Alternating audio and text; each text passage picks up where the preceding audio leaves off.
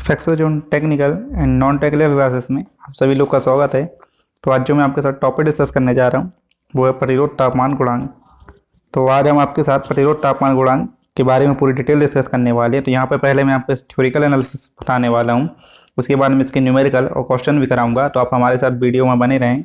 अभी तक आपने चैनल को सब्सक्राइब नहीं किया तो चैनल को सब्सक्राइब कर दें और बेल आइकन को प्रेस करके ऑल नोटिफिकेशन पर क्लिक कर दें। तो इसके पहले भी मैं इससे इलेक्ट्रीशियन से रिलेटेड बहुत सी वीडियो डाल चुका हूं, जो आप हमारे चैनल की प्लेलिस्ट में जाकर देख सकते हैं। प्लेलिस्ट की लिंक मैं आपको डिस्क्रिप्शन में प्रोवाइड करा दूंगा। इसके पहले मैं थेवेनिन, नॉर्टन, केसीएल, केवीएल और इल्यूमिनेशन का पूरे चैप्टर कंप्लीट कर चुका हूं।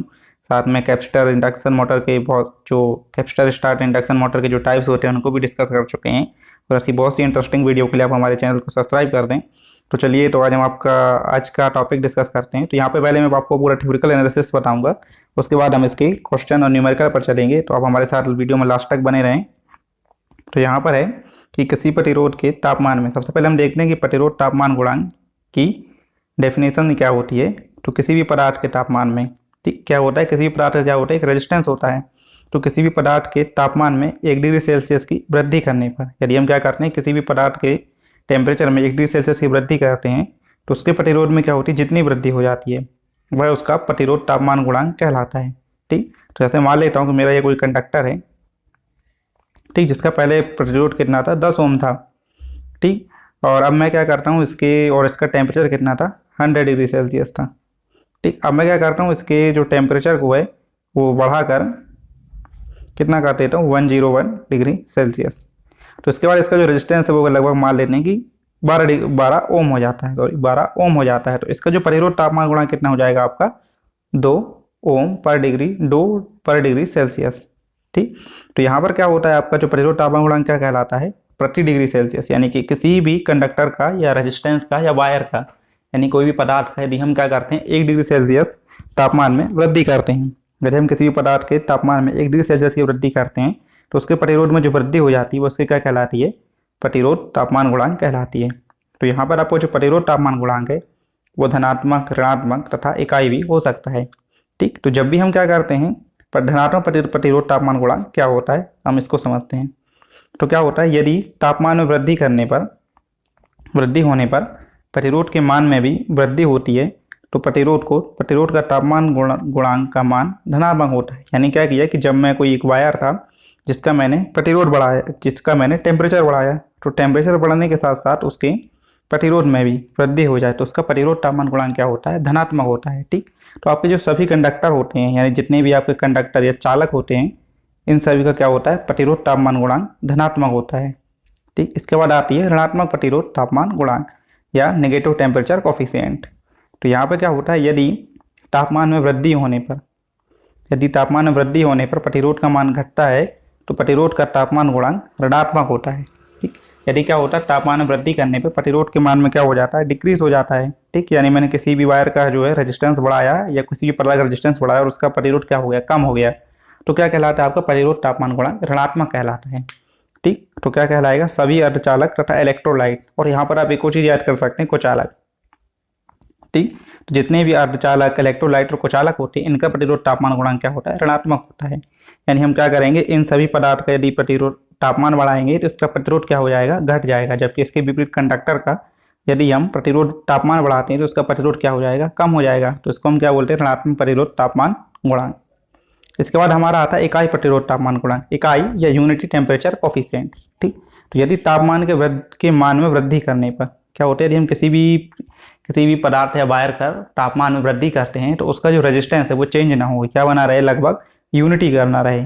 ठीक, यानी स्थिर रहता है, तो वो क्या कहलाता है, आपका प्रतिरोध तापमान गुणांक, तो इकाई प्रतिरोध तापमान गुणांक कहलाता है। ठीक, तो ऐसे कौन से दो मटेरियल होते हैं, कॉन्स्टेंशन और मैंगनीज।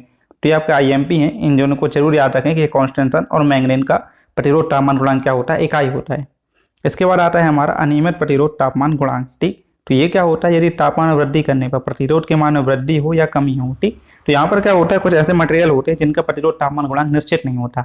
यदि आप कभी उसका टेम्परेचर बढ़ाते हैं तो उसका प्रतिरोध घट भी सकता है, और कभी उसका प्रतिरोध टेम्परेचर बढ़ाने पर उसका प्रतिरोध कम भी हो सकता है। तो ये हमारे कौन से कहलाते हैं, अनियमित प्रतिरोध तापमान गुणांक।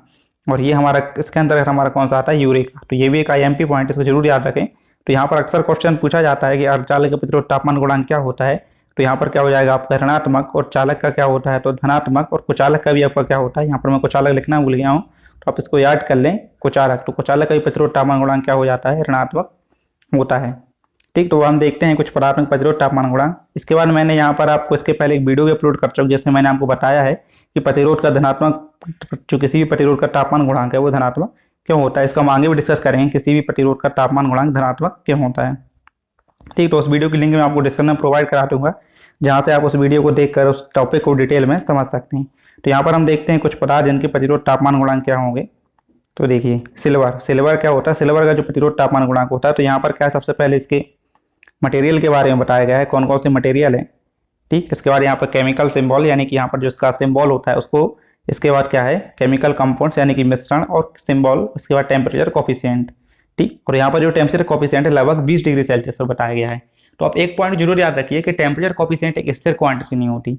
यदि हम क्या करते हैं, जब बहुत ज़्यादा कम टेम्परेचर पर यानी बहुत कम तापमान पर प्रतिरोध तापमान गुणांक का मान निकालते हैं तो उसमें क्या होता है, कुछ कमी होती है।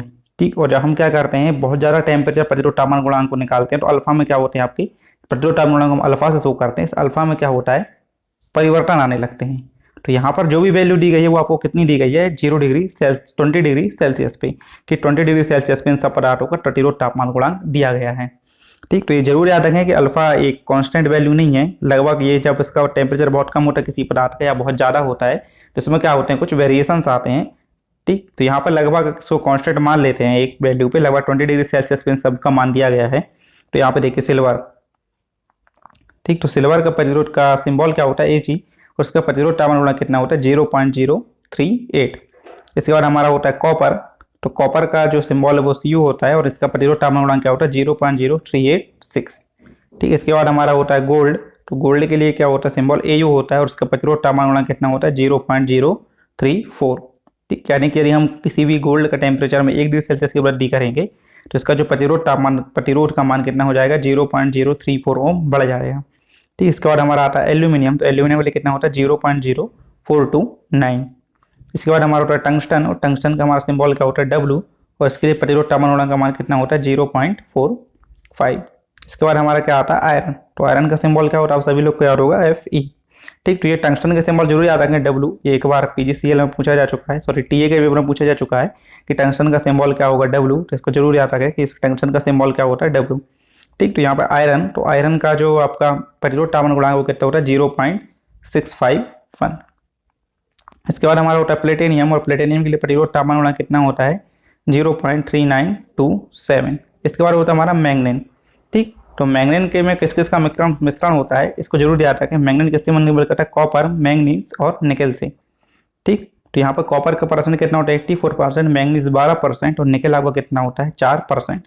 तो जब हम इन सबको मिला दें तो हमारा क्या बन जाता है, मैंगनीन। और मैंगनीन का प्रतिरोध तापमान गुणांक आप देखिए बहुत कम होता है, 0.0002। इसलिए हम इसको लगभग क्या कर लेते हैं, यूनिटी अज्यूम कर लेते हैं। ठीक, इसलिए हम क्या बोलते हैं कि मैंगनीन का जो प्रतिरोध तापमान गुणांक वो क्या होता है, यूनिटी। ठीक, इसके बाद हम देखते हैं मर्क्यूरी। तो मर्क्यूरी का जो प्रतिरोध तापमान गुणांक वो कितना होता है, 0.09, और मर्क्यूरी हम किससे शो करते हैं, Hg से। इसके बाद हम देखते हैं नाइक्रोम। तो नाइक्रोम में किसका मिश्रण होता है, nickel plus chromium plus iron. और नॉर्मल आप देखेंगे तो नाइक्रोम में किसी बुक में निकेल प्लस क्रोमियम भी दिया होगा, जिसमें 80% निकेल और 20% आपका क्या होता है, क्रोमियम होता है। ठीक, तो यहाँ पर nickel plus chromium plus iron भी हो सकता है और निकेल प्लस क्रोमियम भी हो सकता है। ठीक, तो यहाँ पर आप देखिए, ठीक, तो मिनट यहाँ पर मिसप्रिंट हो रहा है, निकेल प्लस क्रोमियम आपका हो जाएगा प्लस आयरन। ठीक, तो यहाँ पर आप देखिए कितना हो जाएगा इसका, 0.042। तो क्रोमियम का आपका क्या होता है, जो प्रतिरोध तापमान गुणांक वो कितना होता है, 0.04। इसके बाद हमारा आता है क्या, कॉन्स्टेंशन। तो कॉन्स्टेंशन का हमारा प्रतिरोध तापमान गुणांक क्या होगा, तो पहले देख लेते कॉन्स्टेंट किससे मिलकर बना होता है, तो कॉपर और निकेल का। कॉपर 55% और निकेल 45% मिलकर हमारा क्या बन जाता है, कॉन्स्टेंशन। ठीक है, कॉन्स्टेंशन का प्रतिरोध तापमान कितना होता है, 0.03। तो ये भी बहुत कम होता है, इसलिए हम इसको क्या कर जूम कर लेते हैं, लगभग यूनिटी।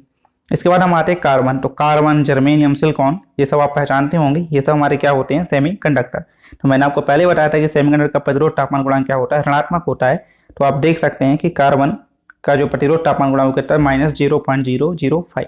यानी हम किसी भी कार्बन के एक मटेरियल ले लें या कुछ एक छोटा सा टुकड़ा ले लें और उसके टेम्परेचर में 1 डिग्री सेल्सियस की वृद्धि करें तो उसका जो प्रतिरोध है वो -0.005 कम हो जाएगा। ठीक, इसके बाद हमारा होता है जर्मेनियम। तो जर्मेनियम का सिंबल होता है जी और इसका प्रतिरोध तापमान गुणांक भी ऋणात्मक होगा, क्योंकि यह भी एक क्या है, सेमीकंडक्टर है, और इसका प्रतिरोध तापमान गुणांक क्या होगा, 0.05। इसके बाद होता है हमारा सिलिकॉन, और सिलिकॉन का प्रतिरोध तापमान गुणांक आपका कितना होता है, -0.07।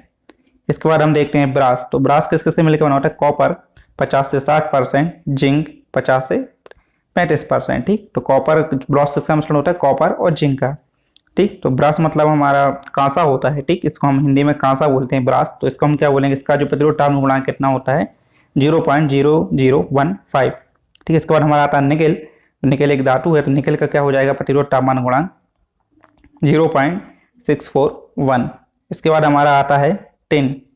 ठीक, तो टिन का जो प्रतिरोध तापमान गुणांक कितना होता है, 0.40042। इसके बाद हमारा आता है जिंक, और जिंक का सिंबल होता है जेड, और उसका प्रतिरोध तापमान गुणांक होता है 0.0037।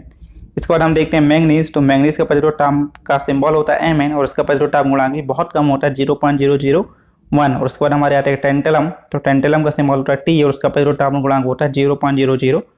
तो यहाँ पर आपको सब याद करने की जरूरत नहीं है, मैं आपको कुछ इंपॉर्टेंट बता देता हूँ। तो आप यहाँ पर सिल्वर, कॉपर और गोल्ड का याद कर लीजिए। और यहाँ पर आपका एक और इम्पोर्टेंट होता है यहाँ पर ये मैंगनीन और कॉन्स्टेंसन।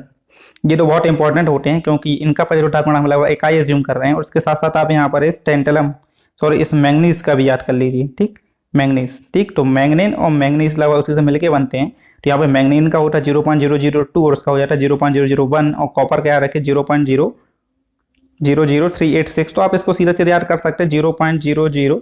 आपको कहीं कहीं बुक में ये वैल्यू भी लिखी मिल जाएगी। ठीक, इसके बाद हमारा आप याद कर लीजिए इन सब का, और कुछ कार्बन वगैरह का रहने दीजिए, सिलिकॉन वगैरह को। तो यहाँ पर आपके कुछ जो इंपॉर्टेंट जो मैंने आपको बता दिए हैं, तो यहाँ पर मैं इस PDF को प्रोवाइड करने वाला हूँ, साथ में इसका पासवर्ड बताने वाला हूँ। तो यहाँ पर पासवर्ड के आपको 3 वर्ड बता देता हूँ, जो है 95। ठीक, 958। ठीक, तो आपका जो पासवर्ड के 3 वर्ड है वो क्या है, 958। चलिए अभी हम देखते हैं इसके बाद, अभी एक वीडियो खत्म हुआ, अभी हम देखते हैं इसके बाद इसका हम कुछ थ्योरिकल, ये हमारा थ्योरिकल एनालिसिस था प्रतिरोध तापमान गुणांक के ऊपर। अब हम चलते हैं अपने न्यूमेरिकल और डेरिवेशन की तरफ, जिसमें हम उसके बहुत से कुछ क्वेश्चन करने वाले हैं। तो ये वीडियो को लास्ट तक देगी, और इसके आगे पासवर्ड के 3 वर्ड भी मैं आगे वीडियो बनाने वाला हूँ। तो आपको ये पूरा PDF हमारे टेलीग्राम ग्रुप पर मिल जाएगा। तो अभी तक आपने हमारे टेलीग्राम ग्रुप को ज्वाइन नहीं किया, उसको ज्वाइन कर लें, जिसकी लिंक आपको डिस्क्रिप्शन में मिल जाएगी। और आप मुझे इंस्टाग्राम पर भी फॉलो कर सकते हैं, जहाँ पर आप मुझसे पर्सनली कनेक्ट करके अपने डाउट्स को क्लियर कर सकते हैं। और दी आपको कोई भी डाउट हो तो आप कमेंट बॉक्स में भी पूछ सकते हैं। तो चलिए हम चलते हैं अपने थ्योरिकल की जगह अपने न्यूमेरिकल एनालिसिस पर। तो अभी तक जितना भी आपका थ्योरिकल एनालिसिस था वो हम आपके एक PDF के थ्रू कंप्लीट कर चुके हैं। तो हम देखते हैं इसका कुछ इस पे न्यूमेरिकल और कुछ इसका फॉर्मूले वगैरह कि हम टेम्परेचर कोएफिशिएंट का फॉर्मूला कैसे बनाते हैं। तो यहाँ पर हम देखते हैं कि सबसे पहले क्या होता है, मैं आपको बता देता हूँ। सबसे पहले हम देख लेते हैं कि कंडक्टर का प्रतिरोध तापमान गुणांक धनात्मक क्यों होता है। तो यहाँ पर आप देख सकते हैं कि ये कोई कंडक्टर बना लिया, ये कोई कंडक्टर है। ठीक, तो सबसे पहले हम ये समझते हैं किसी भी कंडक्टर में रेजिस्टेंस कैसे जनरेट होता है। ठीक, तो इस कंडक्टर में क्या होंगे, इलेक्ट्रॉन्स भी होंगे और प्रोटॉन भी होंगे। ठीक, तो मैंने इलेक्ट्रॉन को E से और प्रोटॉन को इनकी होल्स की एक सर्कल की सहायता से शो कर रहा हूँ। तो यहाँ पर जब भी हम क्या करते हैं, यहाँ पर एक पोटेंशियल डिफरेंस लगाते हैं। जैसे हम इस पर क्या लगाएंगे, EMF लगाएंगे, तो इलेक्ट्रॉन पर क्या होता है, एक फोर्स जनरेट हो जाता है। ठीक, जो क्या करता है, इनको मूव कराने के लिए गति प्रदान करता है। ठीक, तो जब ये इलेक्ट्रॉन क्या होते हैं, यहाँ से आगे बढ़ते हैं, तो क्या होते हैं, प्रोटॉन से टकराते हैं। ठीक, तो जब ये प्रोटॉन से टकराते हैं, तो जब कोई भी चीज किसी दूसरी चीज से टकराएगी तो क्या होता है, इसकी स्पीड में कमी आने लगती है। जैसे इलेक्ट्रॉन की स्पीड कम होती है, तो हमारा करंट की स्पीड भी, यानी करंट फ्लो होने की जो स्पीड है वो भी क्या होने लगती है, डिक्रीज होने लगती है। ठीक, तो इस तरीके से क्या होता है, हमारा किसी भी रेजिस्टेंस में किसी भी जो चालक होते हैं उनमें क्या होता है, प्रतिरोध जनरेट हो जाता है। ठीक, और इसी तरह हमारा प्रतिरोध जनरेट होता है। और इस प्रतिरोध को हम क्या बोलते हैं, कॉलिजन, यानी जो हमारे टक्कर के साथ जो प्रतिरोध होता है वो किसमें होता है, चालक में। इसका भी डिटेल वीडियो मैं आपको दे चुका हूँ, जिसकी लिंक मैं आपको डिस्क्रिप्शन में दे दूंगा। ठीक, तो यहाँ प्रतिरोध तापमान गुणांक क्या होता है, चालक में लगता है। अब क्या होता है हमारा, इसके बाद आप देखिए, मैं एक छोटी सी चीज और बता देता हूँ कि श्रांति काल क्या होता है। यहाँ पर श्रांति काल या रिलैक्सेशन टाइम। ठीक, तो ये फिर से कोई कंडक्टर है, मैं मान लेता हूँ यहाँ पे एक प्रोटॉन है, यहाँ पे एक प्रोटॉन और केवल एक इलेक्ट्रॉन है। ठीक, तो जब हम इस पर फोर्स लगाएंगे तो यहाँ से ये इलेक्ट्रॉन जाकर इससे टकराएगा और वापस आकर जब इससे टकराएगा। ठीक, तो ये दोनों से टकराने में, यानी किसी भी इलेक्ट्रॉन का दो धनात्मक आवेश से टकराने के बीच में, यानी यहाँ से यहाँ और यहाँ से यहाँ तक आने में जिसको जितना भी टाइम लगता है, ठीक, जितना भी टाइम लगेगा उसको हम किससे शो करते हैं, टाउ से, और यही टाउ हमारा क्या कहलाता है, शांति काल। ठीक, तो जब आप क्या करेंगे, ओम के नियम की व्युत्पत्ति करते हैं, तो यहाँ पे आपको एक फॉर्मूला मिलता है, R equal to 2m upon E square L upon N tau A. ठीक, तो इसका मैं मतलब बता देता हूँ कि यहाँ पे क्या होता है, जब हम इलेक्ट्रॉन का मास बढ़ाते हैं तो क्या हो जाएगी, हमारा रेजिस्टेंस डिक्रीज होता है। एम यहाँ पे किसको शो कर रहा है, मास को, और यहाँ पे ई क्या है, इलेक्ट्रॉन पर आवेश। क्या है आपका, इलेक्ट्रॉन पर आवेश। ई यहाँ पे आपका किसको शो करता है, इलेक्ट्रॉन पर आवेश को। तो आप जब इलेक्ट्रॉन पर आवेश इंक्रीज करते हैं तो भी आपका क्या हो जाता है, रेजिस्टेंस डिक्रीज हो जाएगा, क्योंकि ये क्या है, एक दूसरे के इनवर्सली प्रोपोर्शनल है। इसके साथ क्या होता है, जब आप लेंथ को बढ़ाते हैं तो आपका रेजिस्टेंस क्या होने लगता है, इंक्रीज होने लगता है। इसके बाद हमारा आता है नंबर ऑफ इलेक्ट्रॉन, यानी हम क्या करेंगे, जब किसी भी कंडक्टर या मटेरियल में नंबर ऑफ इलेक्ट्रॉन को बढ़ाएंगे। ठीक, तो आप देख सकते हैं कॉपर का परमाणु क्रमांक 29 होता है, तो इसमें इलेक्ट्रॉन की संख्या भी 29 होगी, इसलिए क्या होता है, अच्छा कंडक्टर है। और एल्यूमिनियम में क्या होता है, परमाणु क्रमांक 13 होता है, तो इसकी भी परमाणु, इसमें इलेक्ट्रॉन की संख्या कितनी हो जाएगी, 13 हो जाएगी, तो ये कॉपर कंपेयर में अच्छा कंडक्टर नहीं हुआ। ठीक, तो आपको पता है कि जब आप नंबर ऑफ इलेक्ट्रॉन को बढ़ा रहे हो तो रेजिस्टेंस डिक्रीज होने लगता है। ठीक, तो इसलिए कॉपर में क्या होता है, 29 है, यानी इसमें नंबर ऑफ इलेक्ट्रॉन क्या है, नंबर ऑफ इलेक्ट्रॉन ज्यादा है, इसलिए क्या होता है, इसका रेजिस्टेंस कम होता है और ये अच्छा कंडक्टर होता है। और एल्यूमिनियम में क्या है, 13 है, यानी इसमें नंबर ऑफ इलेक्ट्रॉन कॉपर के कंपेयर में कम होते हैं, इसलिए क्या होता है, इसका रेजिस्टेंस कॉपर के कंपेयर में ज्यादा हो जाता है और हमारे को तो एक अच्छा कंडक्टर बन जाता है। इसके बाद हमारी बात आती है क्रॉस सेक्शनल एरिया की। तो जैसे जैसे हम क्रॉस सेक्शनल एरिया बढ़ाते हैं तो हमारा रेजिस्टेंस क्या होने लगता है, डिक्रीज होने लगता है। इसके बाद हम करते हैं टाउ की बात। ठीक, तो टाउ क्या होता है, ठीक है, अब जैसे हम टेम्परेचर बढ़ाएंगे तो क्या हो जाएगा, जैसे मैंने टेम्परेचर बढ़ाया, ठीक, तो टेम्परेचर बढ़ाने से क्या हो जाएगा, आपका जो क्रांति काल का मान है, ठीक, आपका क्रांति काल, यानी पहले यहां से यहां तक टकराने में इसको ज्यादा टाइम लगता था, हमने टेम्परेचर बढ़ाया तो इलेक्ट्रॉन को क्या मिलेगी, अधिक ऊर्जा। ठीक, इलेक्ट्रॉन को अधिक ऊर्जा मिलेगी, तो ये अधिक ऊर्जा के कारण क्या हो जाएगा, बहुत जल्दी टकराएगा, तो ये टाइम क्या होने लगेगा, आपका कम होने लगेगा। टाइम कम होगा मतलब आपका क्या हो जाएगा, टाउ कम हो जाएगा। टाउ कम हुआ मतलब कि आपका क्रांति काल यहाँ पर कम हुआ। अब आप देख सकते हैं कि R is inversely proportional to 1 upon tau है। यहाँ पर आर और टाउ क्या है, एक दूसरे की व्युत्क्रमानुपाती हैं। तो जब आपका टाउ कम होगा तो आपका क्या हो जाएगा, अपने आप रेजिस्टेंस डिक्रीज होने, इंक्रीज होने लगता है। इसलिए हमारा जो किसी भी कंडक्टर का प्रतिरोध तापमान गुणांक है वो क्या हो जाता है, आपका धनात्मक होता है।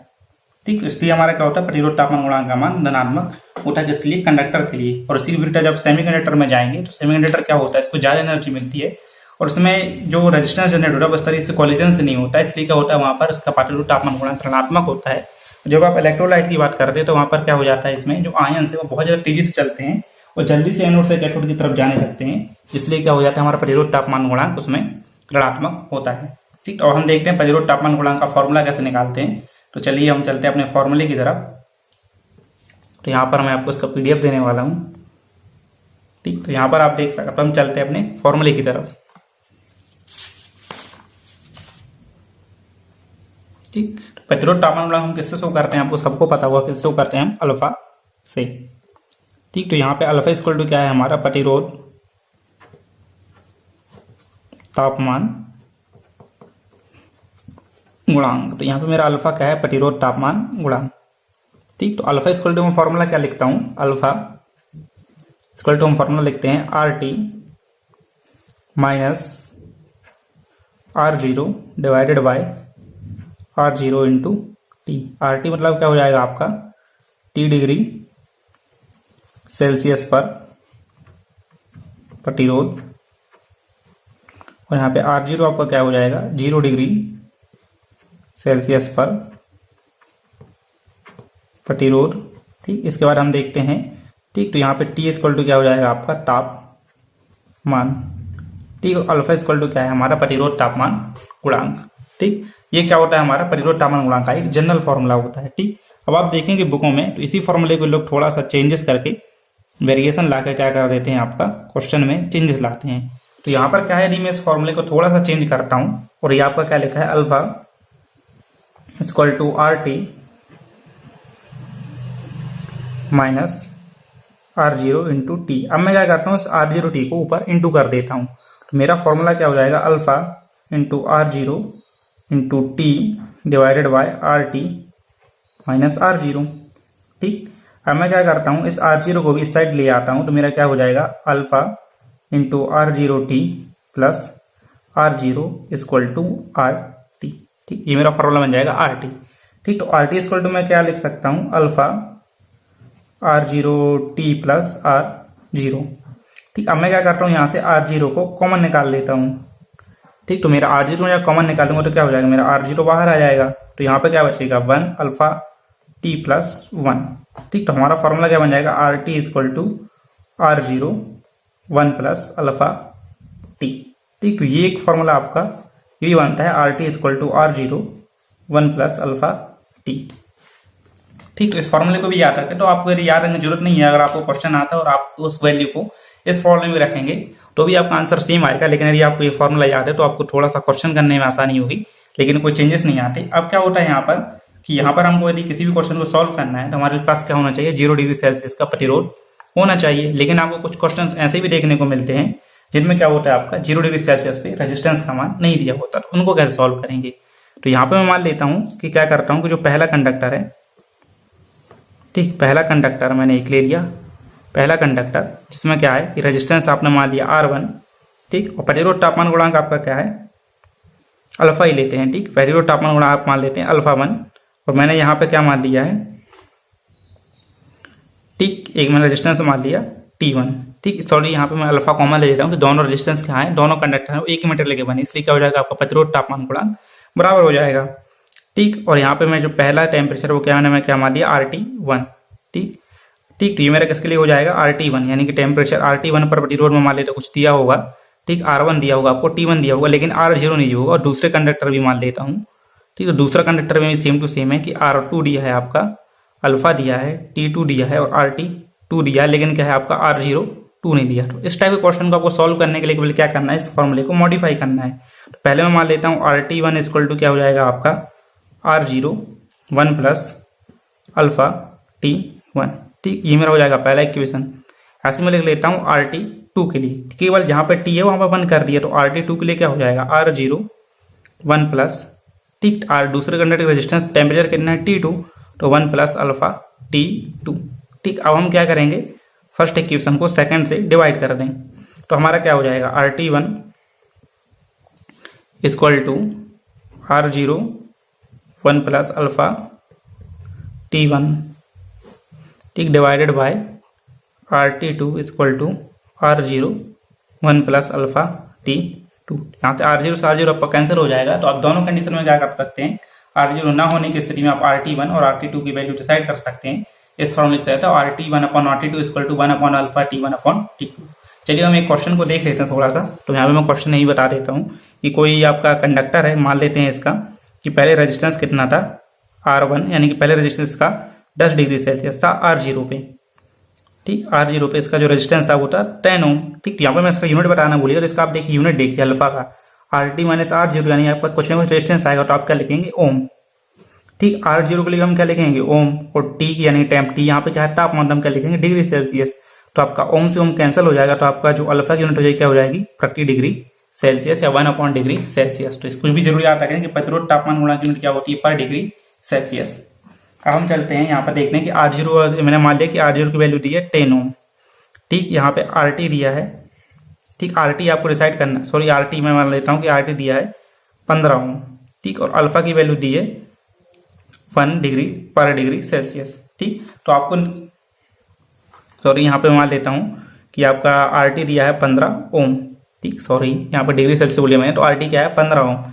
ठीक, तो यहाँ पे हम मान लेते हैं कि आपका जो तापमान है वो कितना है 100 डिग्री सेल्सियस। तो आपको निकाल के इसकी वैल्यू अल्फा की, तो अल्फा इक्वल टू हम क्या रखेंगे, RT minus R0 divided by R0 into T। तो T डिग्री सेल्सियस हमारा प्रतिरोध कितना था आपका, T डिग्री सेल्सियस हमने प्रतिरोध लिया है, ठीक, 15 ओम। ठीक, 0 पे कितना लिया है 10 ओम। ठीक, तो आप एक बार जरूर याद रखिए, जब भी आपका कंडक्टर दिया होगा यानी कोई चालक दिया तो आपका 0 डिग्री सेल्सियस पर रेजिस्टेंस कम होगा और T डिग्री सेल्सियस पर रेजिस्टेंस ज्यादा होगा। ठीक, और यहाँ पे क्या हो जाएगा आपका 100। ठीक, तो यहाँ पे आपका हो जाएगा 15 माइनस 10 आप 5 करेंगे, और नीचे आप क्या करेंगे, देखिए R0 पे आपका रेजिस्टेंस दिया है R0 इंटू 2, सॉरी 100 इंटू 10 होगा यहाँ पर। ठीक, तो हम क्या रखेंगे R0 की वैल्यू, तो R0 की वैल्यू कितनी दी है 10, तो यहाँ पे क्या रखेंगे हम R0 इक्वल टू 100 इंटू 10। ठीक, तो क्या हो जाएगा आपका 1000। ठीक, तो आपका क्या हो जाएगा 5 और ये हो जाएगा आपका 200। ठीक, तो आपका जो आंसर क्या हो जाएगा 1/200। ठीक, तो अल्फा की वैल्यू कितनी हो जाएगी 1/200। तो इस तरीके से आप क्या कर सकते हैं, RT R0 की आपको वैल्यू दी है तो आप किसी भी तरीके से इसको वैल्यू को रख के सॉल्व कर सकते हैं। ठीक, तो हम यहाँ पर आपको बहुत से वेरिएशन क्वेश्चन कराने वाले हैं, तो आप उसको बने हमारे साथ वीडियो बने रहें। तो चलिए हम चलते हैं अपने नेक्स्ट क्वेश्चन की तरफ। नेक्स्ट क्वेश्चन आपको स्क्रीन पर दिखाई दे रहा होगा। तो नेक्स्ट क्वेश्चन में आप देखिए कि क्या दिया है। क्वेश्चन दिया है किसी वायर का प्रतिरोध तापमान गुणांक 0.00125 पर डिग्री सेल्सियस है।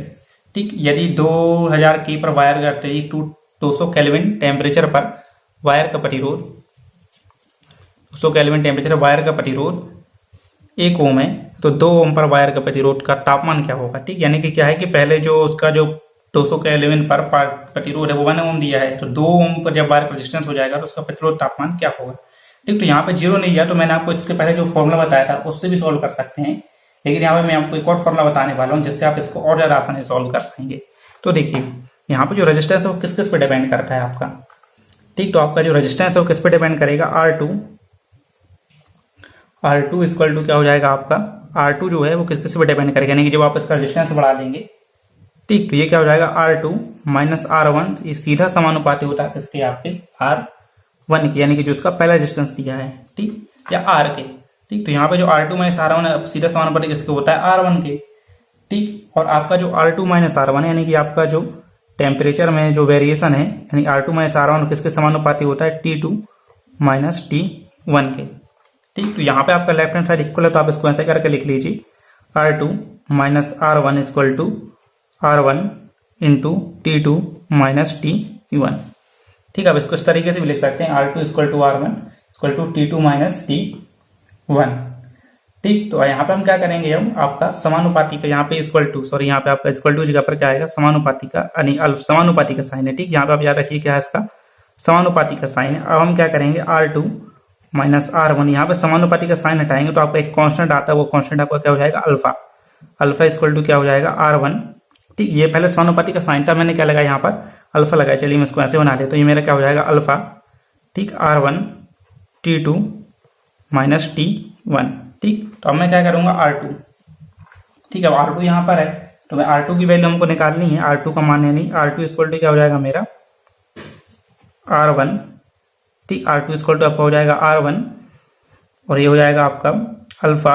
R2 equal to R1 alpha into R1 equal to T2 minus T1। ठीक, T2 माइनस T1। अब हम क्या करेंगे, यहाँ से पूरे इक्वेशन में से आप क्या कर लीजिए। ठीक, तो यहाँ पे R2 देखिए, R1 मैंने यहाँ पे गलत किया, यहाँ पे आपका क्या हो जाएगा R2। ठीक, ये माइनस मतलब यहाँ पे किस में आएगा, प्लस में आएगा। अब हम क्या करेंगे, यहाँ से R2 को कॉमन, R2 की जगह पे यहाँ पे हम R1 को कॉमन निकालेंगे, तो हमारा क्या आ जाएगा 1।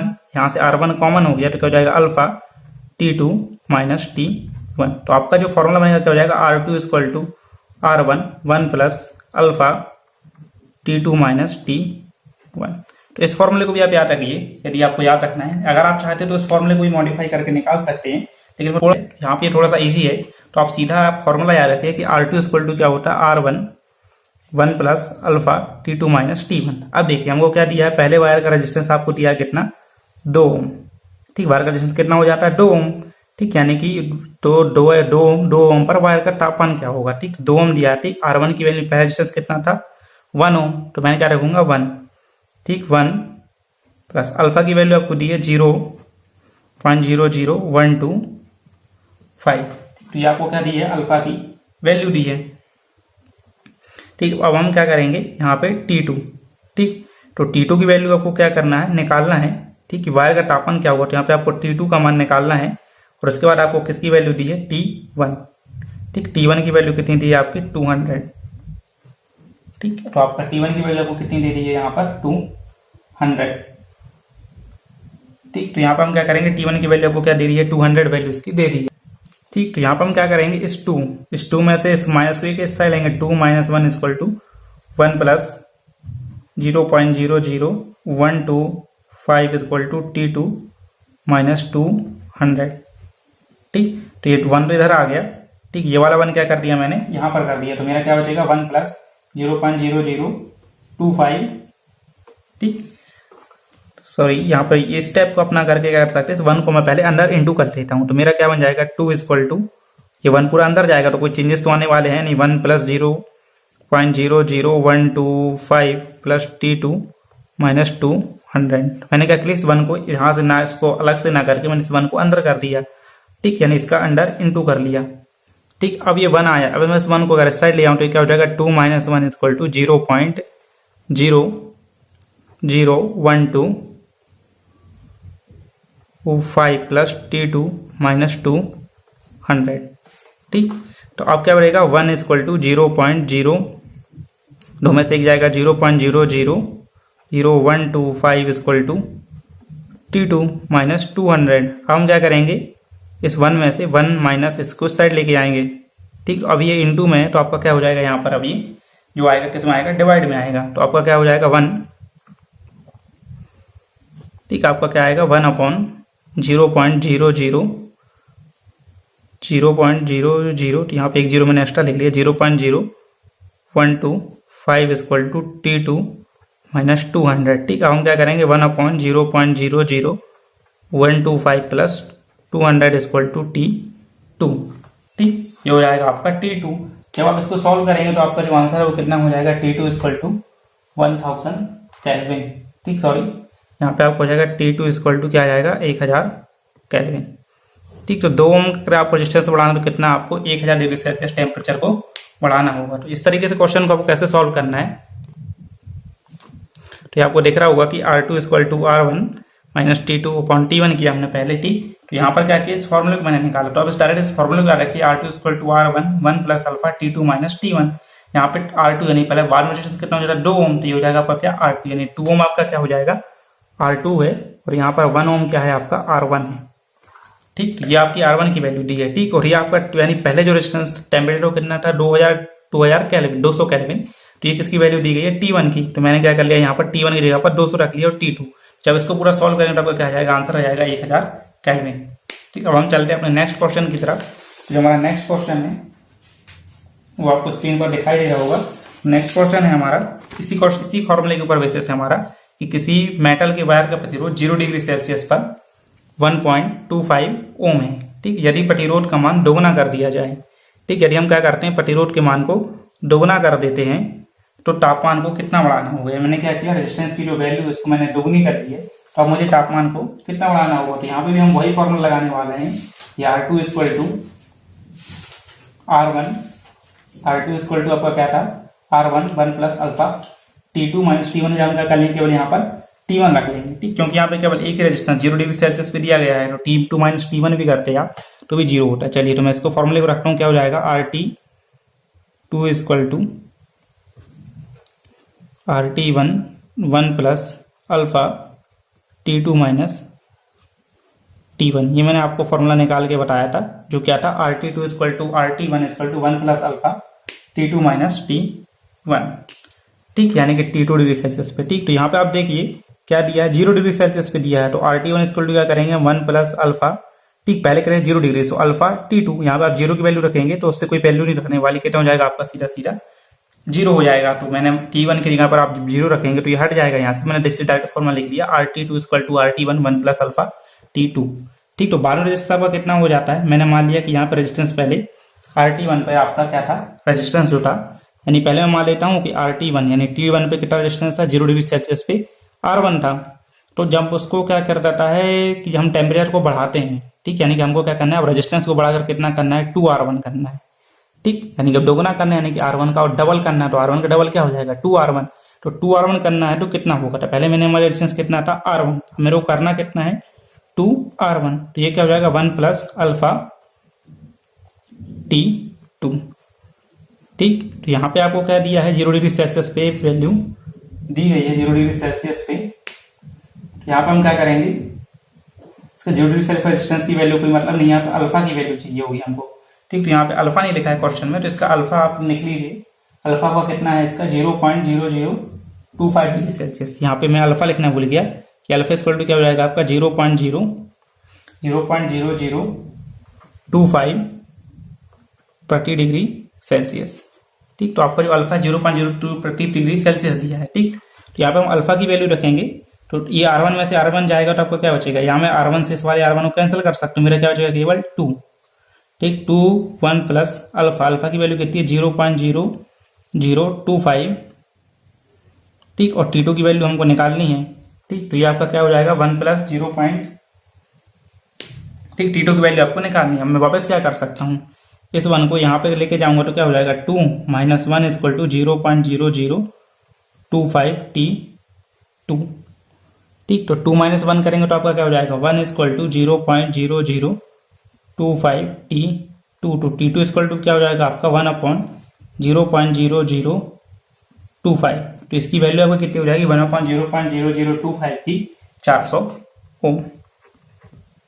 ठीक, तो इस तरीके के क्वेश्चन को आप कैसे सॉल्व करना है, फॉर्मूला वही है RT2 equal to RT1 minus T2 minus T1, लेकिन यहाँ पे T1 क्या दिया था 0 डिग्री सेल्सियस पर, तो हमने क्या किया उसको T1 की जब आप 0 वैल्यू रखेंगे तो कुछ नहीं होगा, तो T1 हटाया आएगा तो क्या बचेगा केवल T2। तो यहाँ पे आपको 0 डिग्री सेल्सियस जो रेजिस्टेंस दिया है उसका कोई यहाँ पर वैल्यू नहीं है। ठीक, तो हमने मान लिया कि इसको दोगुना करना है, पहले हमने मान लिया रेजिस्टेंस R1 था, तो अब मैंने कितना कर लिया इसको दोगुना करके 2R1। ठीक, जब हम क्या करेंगे R1 से R1 कैंसिल हो जाएगा और यहाँ पे अल्फा आपका कितना दिया 0.0025। तो जब पूरी वैल्यू को क्वेश्चंस पे रखेंगे तो आपका आंसर क्या हो जाएगा 400 ओम। ठीक, अब हम चलते हैं अपने नेक्स्ट क्वेश्चन की तरफ। नेक्स्ट क्वेश्चन आपको स्क्रीन पर दिखाई दे रहा होगा। ठीक, तो नेक्स्ट क्वेश्चन क्या है आपका, जो आपका नेक्स्ट क्वेश्चन है वो है the material A and B have resistance temperature coefficient of 0.04 and 0.0004 ठीक, respectively at given temperature what the proportion must A and B in series produce a circuit having temperature coefficient of 0.001। तो यहाँ पे आप question कुछ नहीं है, question ये है कुछ इस तरीके का क्वेश्चन है कि क्या है आपके पास ये 2 वायर है मान लीजिए। ठीक, 2 मटेरियल है, मान लेता हूँ मेरा पहला मटेरियल हो गया, ये सेकंड मटेरियल के 2 वायर हो गए। ठीक, ये किसमें सीरीज में कनेक्ट है, पहले का जो टेम्परेचर कॉफिशिएंट है वो कितना है 0.004 प्रति डिग्री सेल्सियस। ठीक, और अगले वाले कितना है 0.0004 प्रति डिग्री सेल्सियस।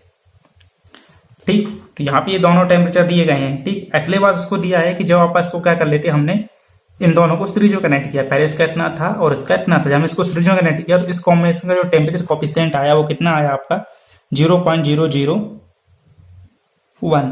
ठीक, तो यहाँ पे इसका प्रोफेसर ठीक है, जब हम क्या करते हैं इसको सीरीज में जोड़ लेते हैं तो क्या हो जाता है आपका जो टेम्परेचर कॉफिशिएंट है वो कितना हो जाता है 0.001 हो जाता है। ठीक, तो क्वेश्चन क्या है कि जब हम इसको सीरीज में जोड़ें इसका रेजिस्टेंस कितना है, इसका जो टेम्परेचर कॉफिशिएंट है वो 0.001 हो जाए। ठीक, यानी हमको क्या करना है, अब टेम्परेचर कॉफिशिएंट को 0.01 करना है तो हम इन दोनों A और B वायर को किस मटेरियल देने पड़ेगा। मैंने मान लिया कि पहले मेरा A वायर है और ये क्या है B वायर है, तो मैं यहाँ पे लिख लेता हूँ A और B। यहाँ पे आप सिंपल मैथ लगा सकते हैं, एलिगेशन मैथ। ठीक, तो यहाँ पे आपको क्या हो सकता है 0.004। ठीक, A की वैल्यू दी है 0.0004, आपकी किसकी वैल्यू दी है B की वैल्यू दी है। ठीक, जब आप इसको क्या करें थोड़ा सा, अब मैंने मान लिया कि इसका कॉमन यानी इसको करना कितना है 0.0001। ठीक, तो हम क्या करेंगे इसमें से इसको घटाएंगे तो आपका कितना आएगा 0.003। ठीक, अब हम क्या करते हैं 0.0004 में से 0.001 को माइनस करते हैं तो हमारा कितना बचेगा, 4 में से जाएंगे तो ये बचेगा आपका 0। यहाँ पे आपका क्या बचेगा 9 में से बन जाएगा तो आपका बच जाएगा यहाँ पर। ठीक, तो यहाँ पर हम क्या करेंगे 0.0010 में से 0.004 को माइनस करेंगे तो हमारा क्या हो जाएगा 10 में से 4 जाएगा तो बचेगा आपका क्या 6, और यहाँ पे आपका क्या बचेगा केवल 0 0 0 0। तो आपका क्या हो जाएगा 0.000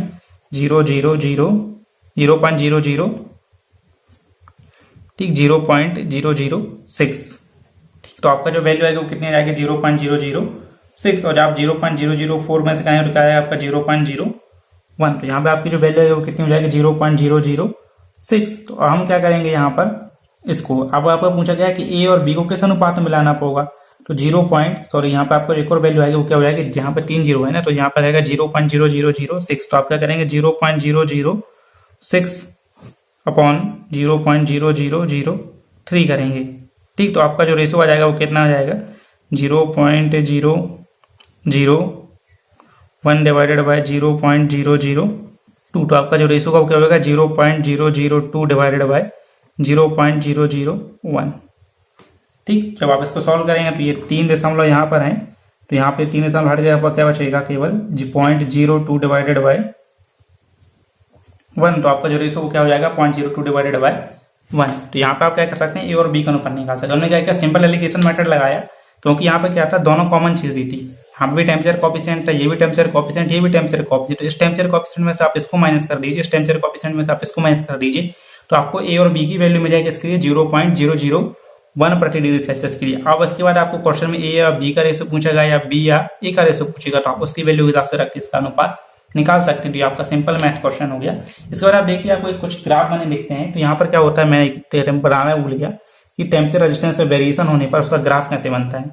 तो मैं यहाँ पे इसका ग्राफ बना के बता देता हूँ, इसका ग्राफ कैसे होता है। तो यहाँ पे मान लेता हूँ ये क्या है आपका, ये मैंने मान लिया कि 0 डिग्री सेल्सियस का पॉइंट है, ठीक। तो 0 डिग्री सेल्सियस पर रेजिस्टेंस ये है, ठीक। तो ये मैं कॉपर के लिए बना रहा हूँ, ठीक। तो यहाँ पे जैसे ये मान लेता हूँ कि ये क्या है आपका T डिग्री सेल्सियस का पॉइंट है। तो आप क्या करेंगे, जैसे जैसे आप 0 degree Celsius T degree Celsius पे जाएंगे तो ये वैल्यू क्या होती है आपकी, बढ़ती जाती है, ठीक। और जैसे ही हम क्या करेंगे 0 डिग्री सेल्सियस से नीचे आना चालू करेंगे तो ये क्या होता है, आपकी वैल्यू घटती जाती है। तो यहाँ पे आपको दिखा रहा है ये ग्राफ, आपको ये शो करता है कि जब हम जैसे ही -0 डिग्री सेल्सियस से -0 डिग्री सेल्सियस पे यानी माइनस की तरफ बढ़ते हैं तो हमारा रेजिस्टेंस क्या है, और ये क्या है आपका यहाँ पर रेजिस्टेंस की वैल्यू है, ठीक। तो जैसे जैसे आप टेम्परेचर को बढ़ाते हैं तो आपका रेजिस्टेंस बढ़ता जाता है, जैसे आप टेम्परेचर को घटाते हैं आपका रेजिस्टेंस क्या होता है, घटता जाता है। तो इस तरीके से क्या होता है, किसी भी चालक में रेजिस्टेंस बढ़ता है तो ये ग्राफ भी आपको बुक में कहीं कहीं देखने को मिलता है। तो आई होप आपको वीडियो पसंद आया होगा। तो यदि आपको वीडियो पसंद है जरूर इसको लाइक और शेयर करें, और अभी तक आपने हमारे चैनल को सब्सक्राइब नहीं किया तो सब्सक्राइब कर लें। Thanks for watching. यहाँ पे आपके जो पासवर्ड के अंतिम 3 वर्ड हैं वो क्या हो जाएंगे आपके 1 2 3, ठीक। तो आप इसको भी याद रखें। इसके पासवर्ड की PDF जो है आपको हमारे चैनल के टेलीग्राम चैनल पर आपको मिल जाएगी, तो टेलीग्राम चैनल को भी ज्वाइन कर ले, ठीक। तो अभी हम थैंक्स फॉर वॉचिंग।